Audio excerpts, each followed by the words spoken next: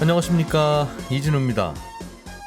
앞으로 음주운전을 해서 자동차 사고를 내면 음주운전을 한 사람이 보험사의 사고 처리 비용으로 내야 하는 사고 부담금이 많이 올라가서 결과적으로는 사실상 보험 혜택을 받지 못하는 결과가 나온답니다. 구체적으로 어떻게 달라지는 건지 살펴보겠습니다.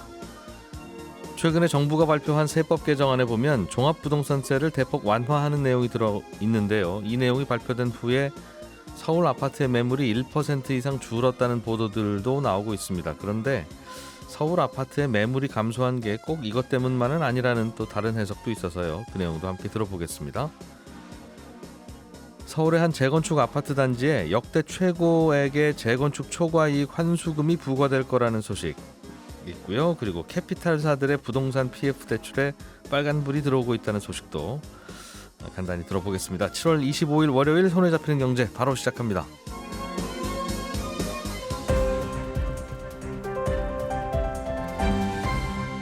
이진우의 손에 잡히는 경제. 네, 경제 뉴스를 정리하는 하루 중에 가장 즐거운 시간. 오늘은 김현우 소장 그리고 박세훈 작가 두 분과만 함께합니다. 어서 오세요. 안녕하세요. 나수지 기자님은 휴가 가신 모양이죠? 예, 그렇습니다. 네, 부럽습니다. 저도요. 예, 박 작가님이 준비해 오신 소식부터 좀 들어보죠. 네, 서울 용산에 네, 재건축에 들어가는 아파트 단지가 하나 있는데 네, 요즘은 재건축을 하고 나면 재건축 초과이익 환수금, 네, 부담금, 재건축 환수금? 초과이익 부담금 이제 이라는 일종의 세금이죠, 뭐. 그렇습니다. 세금이 부과되는데 이게 한 집당 7억 원이 넘게 부과됐다고요? 그렇습니다. 한강맨션 얘긴데요. 예. 저희 재건축 부담금이라는 건 재건축 사업 기간 동안에 오른 집값에서 건축비, 개발비용, 평균 집값 상승분 이런 거 뺀 금액을 초과이익으로 보고요. 예. 이 금액의 10에서 50% 세금으로 내게 하는 건데 가구당 평균 7억 7천만 원 정도 내는 걸로 부과가 됐습니다. 근데 이 한강맨션 조합에서는 한 4억 원 정도 낼 거라고 생각을 하고 있었는데 그 차이가 2배 정도 나게 되니까 화들짝 놀란 그런 상황이 된 거죠. 그럼 당초 계산에 비해서 이 재건축 초과이익 환수금 부담금이 더 늘어난 이유가 네. 뭐 때문이에요?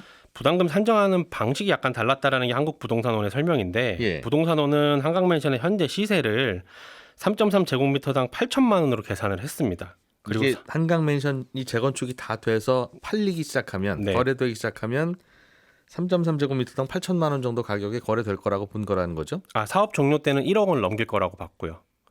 지금은 서로 거래되는 가격이 이렇다. 네, 대략 이럴 거라고 높게 계산을 했던 거였고 예. 조합은 아니다, 그렇진 않다. 6,400만 원 수준이다 지금은 예. 시세가. 그리고 사업 종료 시점에 보면 한 8천만 원 정도 될 거다. 이렇게 계산했기 때문에 산정 방식이 다르다 보니까 부담금이 좀 다르게 나왔던 겁니다. 재건축 부담금이라는 게 결국은 재건축하기 전 네, before와 재건축하고 난 후 after의 네. 가격 차이의 절반은 내시오라는 네, 거죠. 그렇습니다. 근데 before와 after의 가격 산정은 서로 좀 다르게 생각할 수 있으니까. 그렇습니다. 특히 after가. 예. 그렇다면 완공돼 봐야 알겠네요. 그렇습니다. 정확한 이게 아직 부담금은. 확정은 네. 아니에요. 사업이 끝난 시점 주택 가격을 기준으로 최종 결정되기 때문에 예. 부동산원이 계산한 7억 원은 예상 금액이고 준공이 끝난 후에 다시 재산정이 되는데 다만 이런 뉴스들을 관심 있게 보는 건요. 부담금이 많이 나올 거라는 사례들이 보도로 자주 나오게 되면 재건축 조합들은 재건축 추진 속도를 좀 늦추게 됩니다.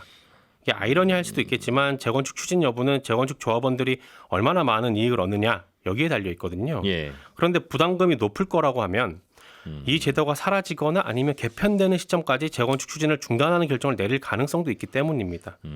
그 많은 사람들이 내가 살고 있지 않은 집인데도 불구하고 재건축 단지에 관심을 기울이는 건 예. 서울에서 대규모 아파트 공급이 가능한 게 사실상 재건축 단지라서 그런 거잖아요. 예. 그래서 다음 달에 정부가 주택 공급 대책 발표할 예정인데 여기에 재건축 초과이익 환수제를 어떻게 바꿀 것인가 하는 게 그래서 지금 초미의 관심사가 되고 있습니다. 만약에 여기서 완화가 좀 되면 그래서 부담금이 좀 내려가는 쪽으로 방향이 바뀌게 되면 재건축이 예. 활성화될 가능성이 높아지는 거고 그게 아니라 지금처럼 부담금이 높게 나오면 아무래도 활성화되는 건 당분간 또 어려울 거라서 관심을 갖게 되는 뉴스였습니다. 낡은 주택에 살다 보면 누구나 다 재건축을 하는데 네. 왜 아파트만 재건축을 해서 오른 값에 대해서 또 세금을 내라고 하느냐. 네. 이제 이게 좀 그동안 안 내게 했던 거라서 아직은 익숙하지 않은 거니까 네, 반발을 할 명분이 된다는 거고. 그렇습니다. 이러면 공급이 잘 안 된다는 건데. 그렇죠.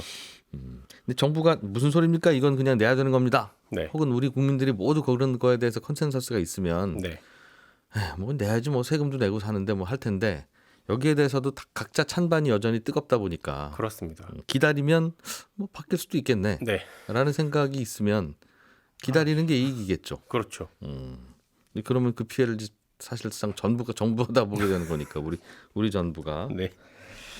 그런 구조군요. 알겠습니다. 김현우 소장님, 네. 지금부터 음주나 무면허로 사고가 나면 네. 자동차 보험이 되기는 되는데 거의 의미 없이 된다 그런 뜻입니까? 네, 그렇습니다. 음주, 뭐 무면허뿐만 아니라 약물 복용, 예. 뺑소니 사고에 대해서 보험 혜택을 거의 받을 수 없다. 이렇게 이제 법이 개정되는데 이게 2년 전쯤 한 차례 개정이 됐었어요. 이제 강화된 적이 있었는데 앞으로 이제 28일부터 새롭게 시행되는 법으로는 일반적으로는 이 사실상 거의 보험 혜택을 받을 수 없다. 이렇게 바뀝니다. 그러니까 다만 요거는 28일부터 법이 바뀌어서 바로 시행되는 건 아니고 시행은 바로 되지만 예. 그때부터 새롭게 보험을 가입하거나 갱신하는 경우에만 해당이 되니까 한 1년 정도는 돌아야 전부 다 적용이 된다고 볼 수 있습니다. 그럼 지금까지는 음주, 무면허, 뺑소니, 약물 복용 이런 사고들도 보험 처리가 됐어요? 일부 자기가 부담해야 되는 사고 부담금이 있는데 나머지는 보험사가 다 해줬습니다. 예. 그런데 이제 내가 부담해야 되는 그 일부 자기 부담금을 더 많이 부담해야 된다는 건데 자동차 보험은 의무보험하고 종합보험 이 두 가지로 나눌 수 있죠. 네. 그러니까 무조건 의무적으로 가입해야 되는 책임보험이라고도 하는 이 의무보험에서는 보장 한도가 사람이 사망하게 되면 최대 1억 5천만 원, 부상은 3천만 원, 대물은 2천만 원까지 보상을 해줍니다. 네. 근데 만약 여기서 이제 음주, 약물, 무면허, 뺑소니 사고를 일으키게 되면 사람에 대해서는 1,000만 원, 그 물건에 대해서는 500만 원까지는 내가 부담을 해야 돼요. 그동안에도 그렇죠. 지금까지는. 그리고 나머지는 이제 퇴제 한도 내에서 보험사가 부담을 해주도록 되어 있었습니다. 예. 이 책임보험 한도를 이제 늘리는 게 흔히 얘기하는 종합보험이죠. 이것들을 이제 다들 가입하는데 종합보험에서는 이제 대인 사고는 무한대로 보장을 해주죠. 근데 예. 여기에서도 이제 자기가 부담하는 비용이 있습니다. 대인 같은 경우는 한 사고당입니다. 여러 사람이 다치더라도 한 사고당 1억 원까지는 사고를 낸 사람이 부담을 해야 되고 네. 그다음에 물건이 망가진 걸 5천만 원까지 운전자가 부담을 하게 되면 초과분은 내가 가입한 보험의 한도 내에서 보험사가 다 부담을 해줬습니다.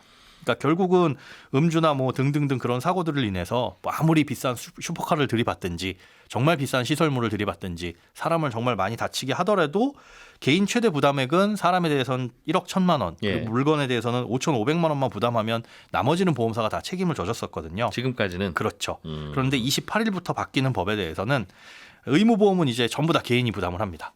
그러니까 책임보험만 가입하게 되면 이제는 아예 보장을 받을 수 없다 이렇게 볼 수가 있고요.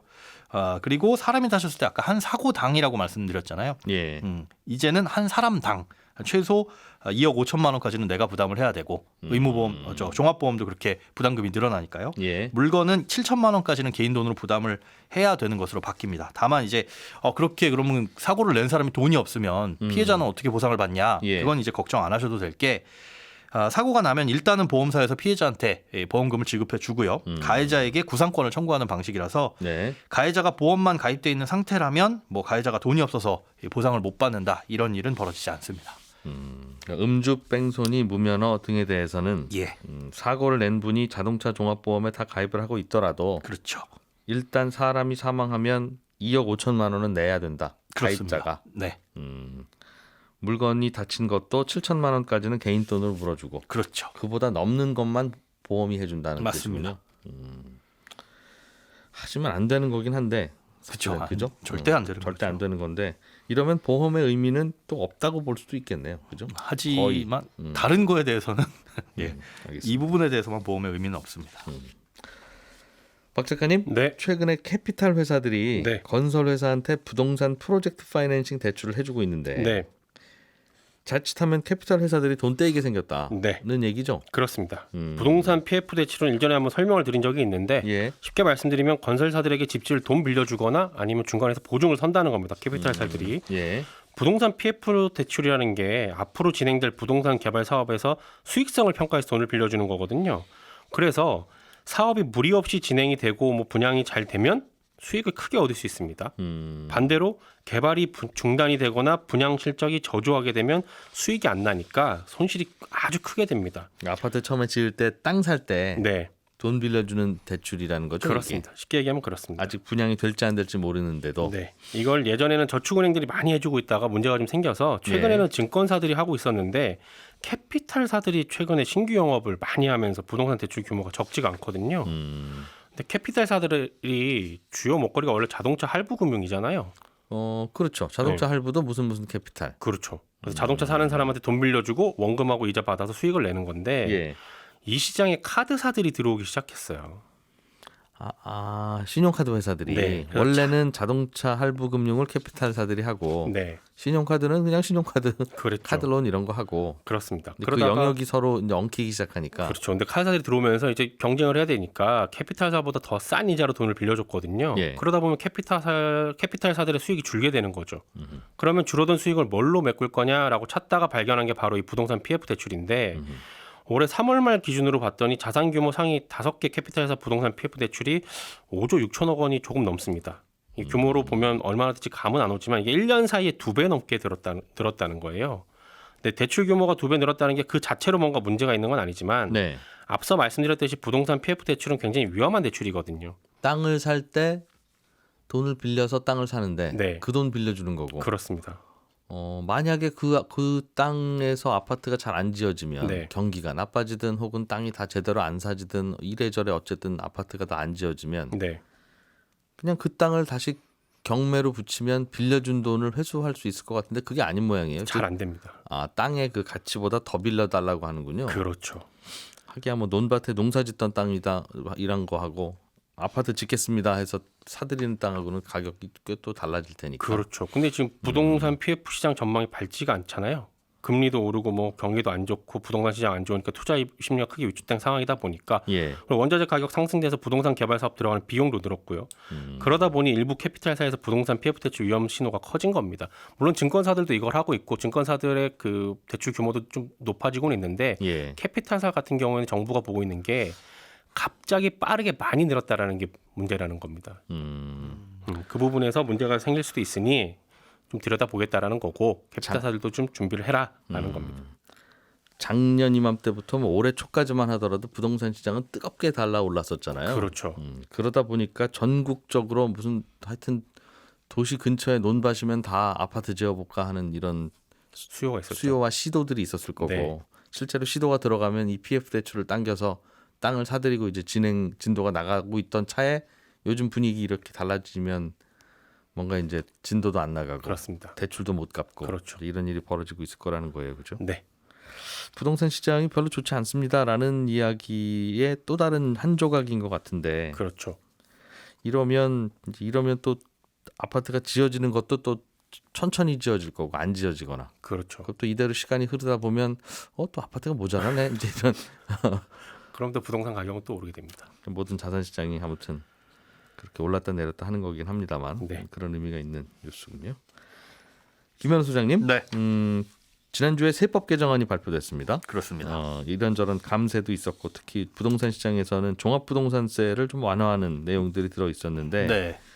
아파트 매물이 요즘 줄어들다 보니까 그동안에 한참 또 늘어난다는 뉴스가 있었습니다만 네. 이 봐라 이게 종부세 완화해 주니까 매물이 줄어들지 매물이 않냐. 줄어드는 거 아니냐 이제 하는 분석들이 또 있나 봐요. 그런 기사들이 나왔었죠. 그러니까 종부세 과세 기준이 뭐 가액으로 바뀌고 세율이 줄다 보니까 결국 보유 부담이 줄어든 거고 예. 다주택자들이 그러면 지금 집을 굳이 안 팔아도 버틸만 하네. 이렇게 판단하면서 서울에 팔려고 내놓은 매물들이 줄어들었다라는 기사들이 주말간에 좀 나왔어요. 예. 근데 이게 과연 그럼 세법 개정의 영향으로 이게 줄어들었냐를 분석하는 거는 조금 더 시간이 지나 봐야 판단이 가능하지 않나 이렇게 보입니다. 그러니까 지금 나오고 있는 기사들에서 비교한 데이터를 보면 발표 전날이었던 20일 요때 나왔던 매물 대비 어제 24일 매물 숫자를 비교를 했어요. 네. 그 기간을 보면 줄어들었습니다. 예. 근데 왜 줄어들었냐? 21일에 세법 개정안이 나왔고 그 내용을 보면 종부세 완화가 있지 않았느냐. 그래서 서울의 매물이 줄어들었다라는 판단을 지금 기사들이 내리고 있는 거죠. 그럴 수도 있고 네. 다른 이유일 수도 있고 그렇습니다. 그렇겠네요. 사실은. 그런데 다른 이유가 사실은 요 며칠 동안에는 더 크지 않나라고 보여요. 그러니까 과거 데이터를 보면 네. 서울 아파트 매물은 주말을 끼고 감소합니다. 그러면 월요일에 저점을 찍고 다시 오르다가 또 주말 끼고 감소하고 이런 패턴을 보여요. 원래 예, 원래. 그래서 그 주말간 매물이 소화되는 현상으로 볼 수가 있겠죠. 물론 그때 내놓기도 하겠지만은 집 보러 주말에 다니고 그때 계약을 치르는지 어떤 이유인지는 더 자세하게 들여다봐야 되겠으나 원래 쭉 과거 데이터를 보면 오르락내락 하는데 그 가장 저점이 월요일이더라. 간혹 월요일이 휴일이면 화요일이더라. 그러니까 목요일 날쯤에 매물 몇 개인가 보고 나서 네, 월요일 날쯤에 다시 매물 몇 개인가 보면 매물 줄었네. 그렇습니다. 그러니까 금요일이나 토요일 날 집 보러 가서 그냥 계약 바로 하겠습니다. 그러면 중개업소에서 그 매물 내린다는 거죠. 그렇죠. 그럼 매물이 사라지는 거니까 그게 계약이 됐든 어쨌든지 간에. 네. 그래서 사실 이번에 20일에서 24일 어제까지의 데이터도 평상시 패턴하고 다르지 않아요. 아마 오늘까지의 데이터를 취합하면 더 떨어졌을 겁니다. 그러면 이제 오늘 기사가 나오면 이거 봐라. 종부세 완화하니까 매물이 확 줄지 않았냐. 그런데 여기에 큰 의미를 부여하는 거는 과장된 해석으로 볼 수가 있는데요. 원래 그러면 그렇기도 하니까. 네네. 그러면 종부세 완화에 대한 정책 방향이 매물에 영향이 전혀 없냐? 사실 그렇지는 않습니다. 좀 이게 장기간의 데이터를 보면 약간 의미 있는 데이터를 볼 수가 있는데 예. 올해 1월에서 7월 7일까지는 꾸준하게 매물이 상승을 했어요. 그러다가 7월 7일 정점을 찍고 꺾어지는 지금 모습을 보이고 있거든요. 예. 그럼 7월 7일에 무슨 일이 일어났었냐? 그때 당시에 정부와 여야가 종부세 개편에 대해서 보도자료를 내기 시작했습니다. 이때부터는 시장이 법이 개정되겠구나 예. 라고 생각을 하고 매물이 줄어들기 시작했다라고 보는 게 조금 더 설득력이 있겠죠. 이 데이터는 저희가 홈페이지 손경제 게시판에 그림으로 보여드리도록 하겠습니다. 자세하게. 네, 보시면 재밌네. 아 그래요? 예, 그러실 겁니다. 소장님께서 직접 뭐 이것저것 데이터를 좀 네, 잘 보기 좋게 만드셨나 봐요. 잘 보기 좋게 예쁘게는 아니고요. 네. 이게 이상하게 매물이 감소했다고 하는데 20일까지는 매물이 확 늘어난 거예요. 그러다가 왜 무슨 일이 일어났지? 하루하루치를 다 들여다 보니까 네. 사실은 원래 주말에 많이 주말 효과도 감소하고 큰 것도 같고. 네. 물론 이제 요 시간이 지나가면 이게 얼마나 의미 있었는지는 좀 지나봐야 알 수 있겠죠. 종부세 바꾸는 건 뭐 당연히 종부세 자체의 불합리한 부분도 좀 바꿔야 되기도 하고 네. 매물이 늘면 좋지만 이렇게 보유세로 압박해서 매물을 늘리게 하는 게 맞느냐 하는 논란 때문에 하는 거지. 뭐 완화되면 당연히 매물이 줄겠죠. 그런 한 채라도. 네, 맞습니다. 아유 종부세가 줄어들어서 집 팔아버려야 되겠네? 라는 생각을 하기는 논리적으로 맞지 않으니까. 그렇죠. 반대는 네. 있을 수 있어도. 맞습니다. 다만 그 반대 현상이라는 게 과연 지속 가능하거나 오르냐 하는 그 문제 때문에 네. 바꾸는 좀 거니까요. 오래 들여다보자. 네, 알겠습니다. 부동산 세제 개편과 관련한 다른 내용도 뉴스도 좀 있는 것 같은데 네. 부동산 세법이 바뀌면 이번에 네네. 달라지는 내용 발표된 것처럼 증여를 고민하는 경우가 더 많아집니까? 그렇습니다. 이게 양도소득세 2월 과세라는 제도에 대해서 이 내용이 달라지기 때문인데요. 이게 예. 올해 안에 증여를 서두를 집들이 조금 많아질 수도 있다라는 겁니다.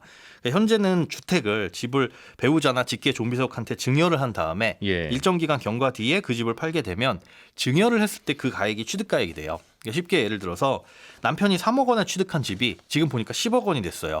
지금 예. 팔면 차익은 7억이라는 거죠. 뭐 이것저것 공제는 하겠지만. 그렇겠죠. 그런데 이 집을 아내한테 증여를 하게 되면 예. 아내가 집을 팔 때 취득가액이 10억으로 보는 겁니다. 남편이 샀던 3억이 아니라.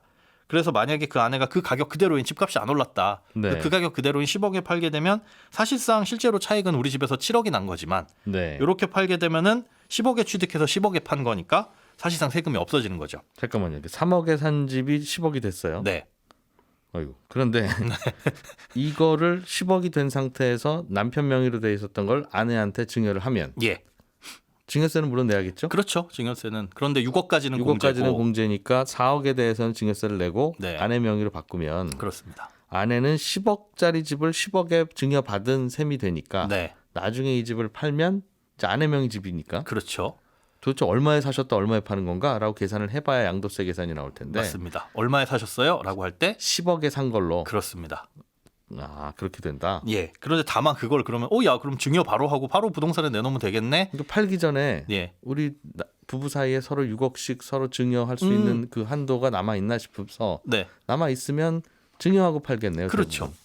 예. 그래야 매입 가격을 높일 수 있으니까. 맞습니다. 예. 취득 가격도 이제 높여놓고 그러니까 그렇게 되면 이걸 부작용을 방지하기 위해서 5년 후에 팔아야 된다라는 규정이 있어요. 증여를 하고 나더라도 5년 이내에 팔면 원래 취득했던 그 가격을 본다라는 규정이 있어서 일단은 증여를 하게 되면 최소한 5년은 기다려야 되겠다라는 마음을 먹고 시작을 하는 거죠. 5년 내에 팔면 원래 3억에 산 걸로 간주한다. 네, 그렇습니다. 아내가 팔았더라도 맞습니다. 부부는 일심동체니까 네, 그렇게 보는 게 맞죠. 합리적이죠. 최소한 그런데- 5년간은 일심동체로 본다는 거거든요. 그렇죠? 네, 그렇게 볼 수 있는데 네. 이게 이제 내년 1월 1일부터 증여를 하는 경우, 딱 1월 1일부터 증여를 하는 경우입니다. 예. 그때는 이 기간이 5년이 아니라 10년으로 늘어나게 돼요. 그러니까 증여를 하고 나서 최소한 10년을 기다려야 되다 보니까 증여를 통해서 양도세 회피하는 게 이제 내년부터는 힘들어진다라는 거죠. 10년을 더 갖고 있어야 되니까. 맞습니다.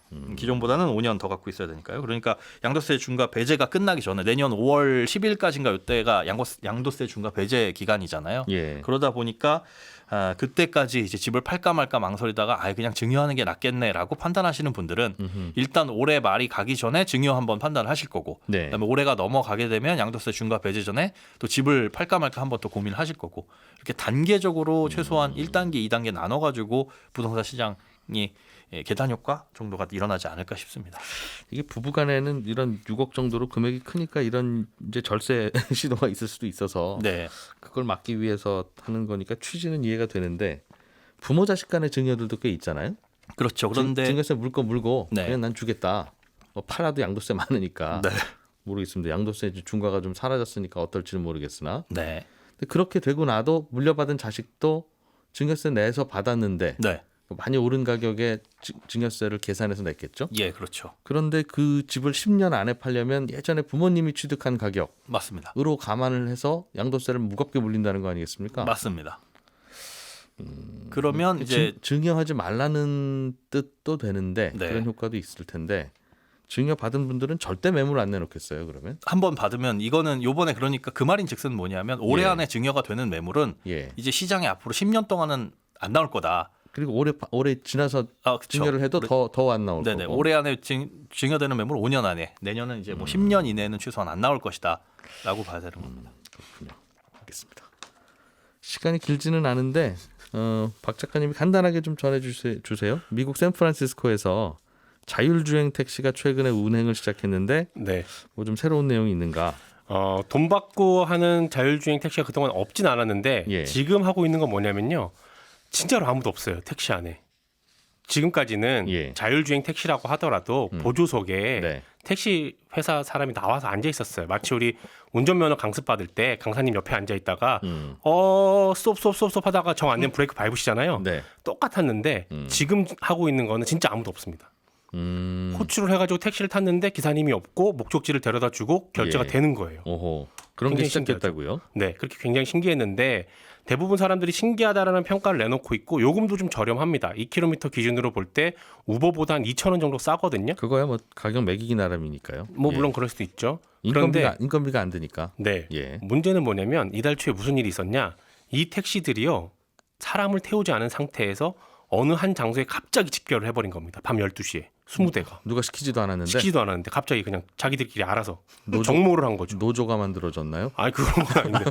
근데 그래서 자율주행차 노조? 교통이 좀 마비가 됐는데 아. 여기에 대해서 아직까지는 무슨 이유였는지 밝혀지지가 않았습니다. 아 그래요? 그러니까 그런 기술적인 난제들이 아직은 남아 있는 상황입니다. UFO 나타났다는 얘기랑 비슷하게 들려요. 네. 예, 저는 11시 5분에 이어지는 손에 잡히는 경제 플러스에서 다시 한번 인사드리겠습니다. 들어주신 여러분 고맙습니다. 이진우였습니다.